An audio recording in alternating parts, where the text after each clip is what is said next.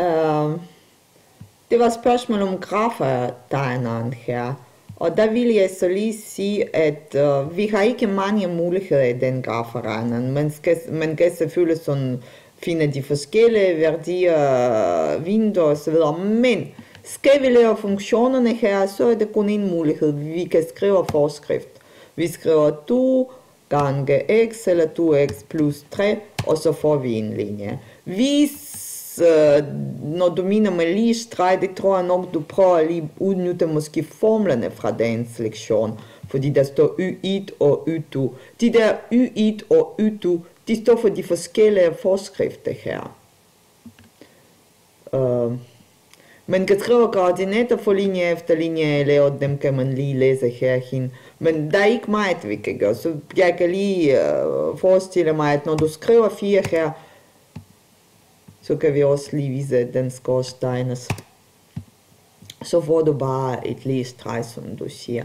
Derfor, hvis jeg skal anbefale et eller andet grafisk værktøj, hvor vi kan tegne, så vil jeg næsten sige, at det er GeoGebra. Jeg har allerede åbnet en Word-fil, og det igen under WordMed, så har vi sådan samlet forskellige værktøjer, og blandt andet så har vi der visgraf, og det er gnuplot, den er ok, graferen, den er måske endnu bedre, og personligt så vil jeg sige, at vi kan tage den her, den kan bruges i rigtig mange sammenhænge.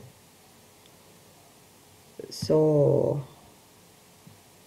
åbnes der almindelige GeoGebra-vinduer, som kan også findes standalone version. Det behøver ikke være sådan lige sammen med WordMed. Og jeg skal nok opdatere senere. Godt. Hvor er den så hen? Ja, den kommer lige om lidt. Og vi prøver. Og herhen, jeg kan igen starte med, der er input-bjælke her, så kan jeg bare lige skrive, for eksempel noget, der hedder fx eller y. Lad os lige prøve med y. Y er lige med, jeg skriver det samme, 2x plus 4. Så får vi en tegning, og så får vi vores linje. Men vi kan også vælge at sætte nogle punkter ind. Så jeg kan lige tage punkt her, og det har jeg valgt, man kan også lige sådan vælge det her. Og jeg prøver lige at sætte punkt 1, og jeg kan lige trykke her, hvis det gik ikke godt med de der 1. Så kan jeg skrive 1,1, så kan jeg lige også enter, det vil sige, nu har jeg ret. Man kan også højre museklik lægge gitter på, så kan man bedre sige, hvad er det, man tegner. Så kan jeg også tage en anden punkt, jeg er stadigvæk i punkterne, og lad os lige vælge sådan en. Jeg klikker bare på det område, hvor jeg vil have punkt, og der fik jeg punkt minus 3, 2. Så kan jeg lige vælge linje, det er det næste, og det er linje, den foreslår. Så sætter jeg lige de 2 punkter sammen, og jeg skal lige sikre mig, at den begynder at lyse, at jeg går gennem punkt. Og så sætter jeg linje gennem dem, så har jeg linje her, men den ser meget mærkelig ud. Man kan højre museklikke på det, højre museklik, og så kan man vælge den anden linjens form. Nu ser det ud, som vi plejer at have det yderligere, minus 0,25 plus 0,25x plus 1,25. Og der er sådan en masse muligheder her i værktøjet, så det er i princippet ok. Og når man er færdig, nu er jeg lidt usikker om den er, nej, det er den ikke. Når man er færdig og vil gerne have den graf med som dokumentation, så kan vi lige sige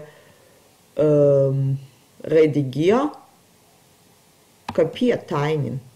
Nu har jeg den på museklik, så kan jeg bare lige lukke. Jeg kan også sige undlade, men jeg er ikke interesseret i det. Og så siger jeg Shift Insert, eller højre museklik og bare indsæt her. Og så fik jeg min tegning herhen. Dog var jeg opmærksom på, at til dagens lektion, så skal vi primært lave beregninger, og så tegne forskrifterne ud fra beregninger. Eller vi skal ikke tegne, vi skal bare lige beregne. Og til gengæld det er en god måde at tjekke, om vi har regnet det rigtigt.